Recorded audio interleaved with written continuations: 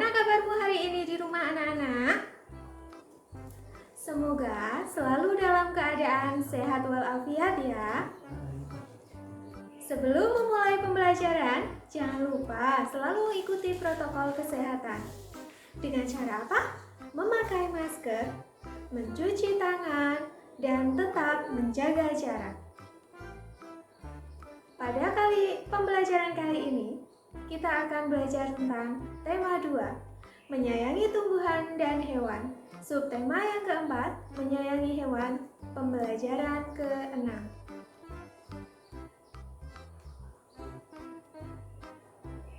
Sebelum memulai pelajaran, Ibu akan menyampaikan tujuan pembelajaran pada hari ini. Dengan menyimak teks dongeng, siswa dapat menemukan pesan yang terdapat dalam dongeng yang didengar dan dengan tepat. Yang kedua, dengan mengamati teks dongeng, siswa dapat menceritakan kembali isi dongeng dengan gambar. Tujuan selanjutnya yaitu dengan kegiatan diskusi, siswa dapat membandingkan tugas-tugas individu berdasarkan perannya dalam kehidupan sehari-hari di tengah masyarakat.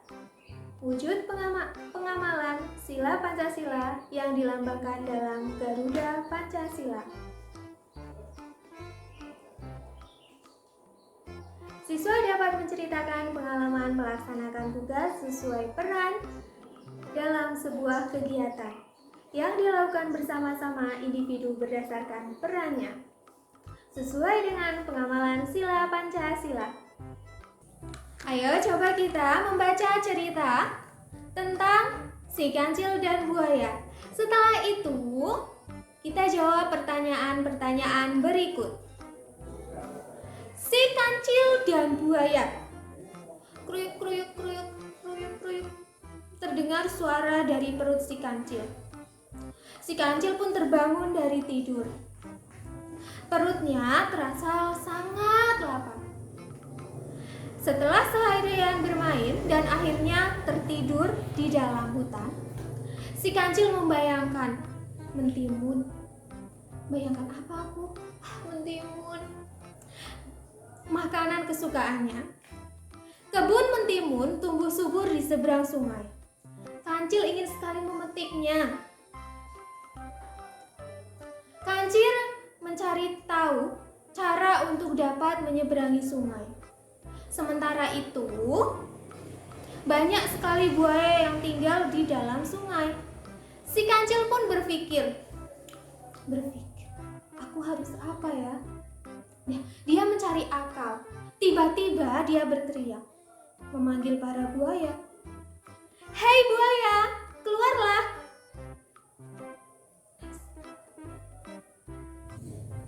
Teriak si kancil. Ada apa teriak-teriak kancil? Sahut buaya. Apakah kalian tidak merasa lapar? Aku dengar di seberang sungai itu ada banyak daging yang segar loh untuk siap disantap. Kenapa kalian tidak ke sana? Tanya si kancil. Aku mau mengambilkannya, daging itu untuk kalian asal bantu aku menyeberang sungai. Lanjut si kancil. Baiklah, tetapi bagaimana kami bisa membantumu? Tanya buaya. Berbarislah kalian sampai ujung sungai. Biarkan aku berjalan menyeberangi sungai melalui punggung kalian, kata si kancil. Si kancil terus melompat dari satu punggung buaya ke punggung lainnya. Hingga akhirnya si kancil sampai di seberang sungai dan mengucapkan terima kasih buaya atas bantuannya.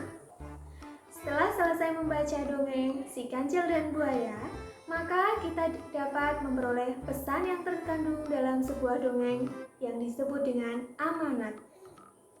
Pesan yang terkandung dalam dongeng dibuat oleh penulis atau pengarang dongeng. Pesan dalam dongeng itu mengandung pesan moral atau kebaikan. Pesan atau amanat adalah salah satu unsur intrinsik dalam sebuah dongeng. Nah, sekarang tugasnya anak-anak, coba kalian temukan pesan yang terkandung dalam dongeng di atas dan ceritakan kembali isi dongeng tersebut dengan sebuah gambar. Cobalah bermain peran sesuai dengan cerita yang telah kamu buat pada pertemuan sebelumnya. Nah, pasti kemarin kalian sudah belajar memerankan peran sesuai dengan cerita yang kalian buat dan juga sudah dibantu oleh orang tua kalian. Sekarang kalian tinggal memerankannya. Lalu bagaimana perasaan kalian setelah bermain peran? Senang atau tidak? Oh ya, pasti senang sekali. Manakah bagian cerita yang kamu sukai? Nah, pasti dalam sebuah cerita kalian ada bagian yang pasti sangat kalian sukai. Ayo, mana? Kalau sudah, bisa ditulis di buku kalian. Setelah itu, gambarkan kembali cerita tersebut dalam sebuah gambar sederhana. Apakah semua anggota kelompok mendapatkan peran? Iya, pasti sudah mendapatkan semuanya. Apakah semua anggota kelompok melaksanakan perannya dengan baik? Ya, pintar sekali. Nah, sekarang coba kalian tanyakan apa peran dan tugasnya. Setelah itu, tuliskan informasi yang kalian dapatkan pada tempat yang sudah tersedia.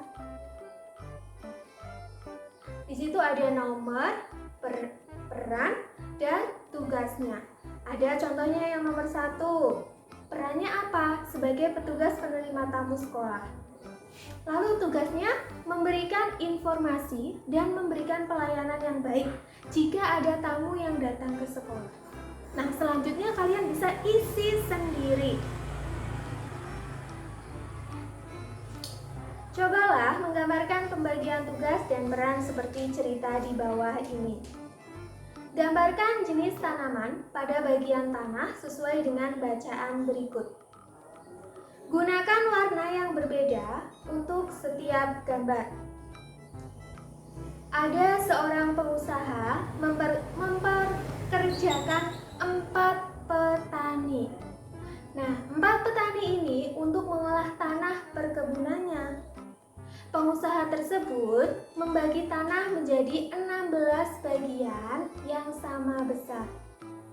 Lalu membagi tugas seperti berikut ini. Nah, ada petani A.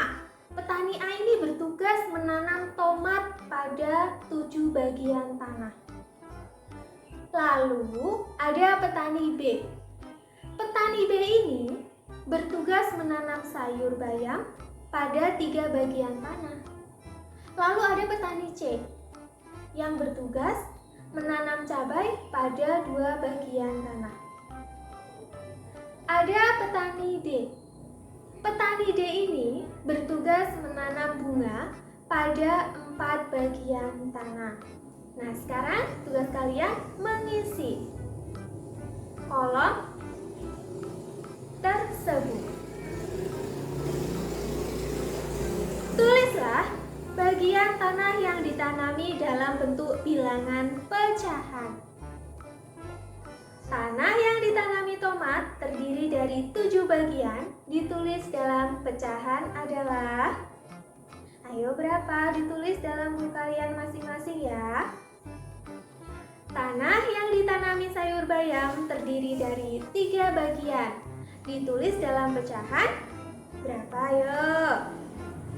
Lalu tanah yang ditanami cabai terdiri dari 2 bagian, ditulis dalam pecahan. Selanjutnya, tanah yang ditanami bunga terdiri dari 4 bagian, ditulis dalam pecahan. Ayo kalian isi sendiri. Nah, dalam kegiatan nanti untuk di rumah ya, kalian bersama orang tua mencari informasi tentang peran yang ada di masyarakat dan tugasnya. Misalnya peran Pak Ketua RT, lalu ada RW, lalu ada Pak Lurah, dan lain sebagainya. Coba kalian cari tahu bersama orang tua kalian ya. Ibu rasa untuk pembelajaran hari ini sudah cukup. Terima kasih. Wassalamualaikum warahmatullahi wabarakatuh.